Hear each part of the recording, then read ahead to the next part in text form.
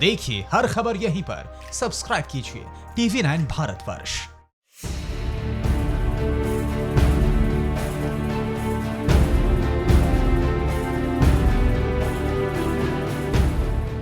जल्द दुनिया की आबादी साल 2064 तक 9.7 अरब पहुंच जाएगी।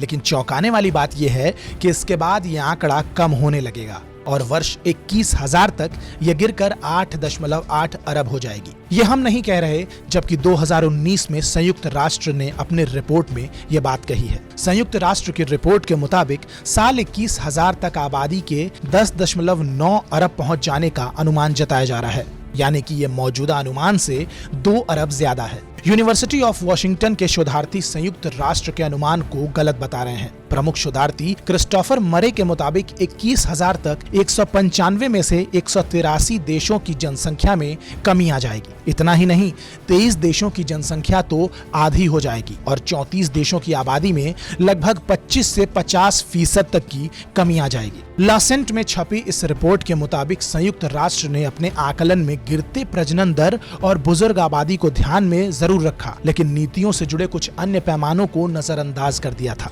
आबादी गिरने लगे तो रोकना हो जाएगा नामुमकिन। जी हाँ, क्रिस्टोफर के मुताबिक एक बार अगर आबादी गिरने लगे तो उसे रोकना नामुमकिन हो जाता है। इससे दुनिया में सत्ता के लिहाज से बड़े बदलाव देखे जाएंगे। जिन 23 देशों की जनसंख्या आधी होगी उसमें जापान, स्पेन, इटली, थाईलैंड, पुर्तगाल, दक्षिण कोरिया और पोलैंड शामिल हैं। दरअसल रिपोर्ट के मुताबिक अगले 80 सालों में 83 करोड़ रह जाएगी चीन की आबादी। जी हाँ, चीन की जनसंख्या 1.4 अरब है, लेकिन अगले 80 सालों में ये 73 करोड़ रह जाएगी। इसी दौरान अफ्रीकी देशों में जनसंख्या वृद्धि भी देखी जा सकती है। उप सहारा अफ्रीकी में आबादी 3 गुना बढ़कर 3 अरब हो जाएगी। नाइजीरिया की ही आबादी 80 करोड़ हो जाएगी। भारत हो जाएगा सबसे बड़ी आबादी और जीडीपी में हो सकता है तीसरे स्थान पर। 21,000 तक भारत की जनसंख्या दुनिया में सबसे ज्यादा होगी। हालांकि भारत की आबादी में कोई बड़ा बदलाव नहीं देखा जा सकता है, जबकि नाइजीरिया दूसरे स्थान पर होगा। अर्थव्यवस्था और सत्ता के लिहाज से भारत, अमेरिका, चीन और नाइजीरिया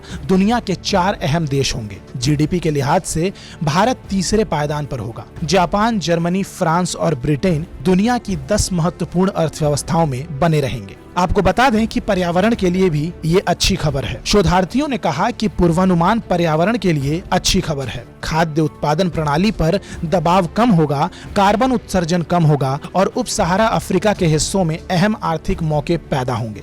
कुल मिलाकर अगर इस रिपोर्ट की बात सच निकलती है तो पर्यावरण को इस बात का बहुत फायदा मिलेगा।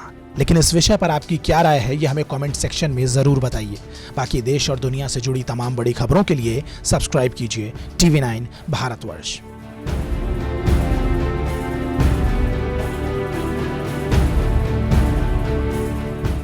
अड़ी सोमवार से शुक्रवार शाम 6 बजे सिर्फ TV9 भारतवर्ष पर।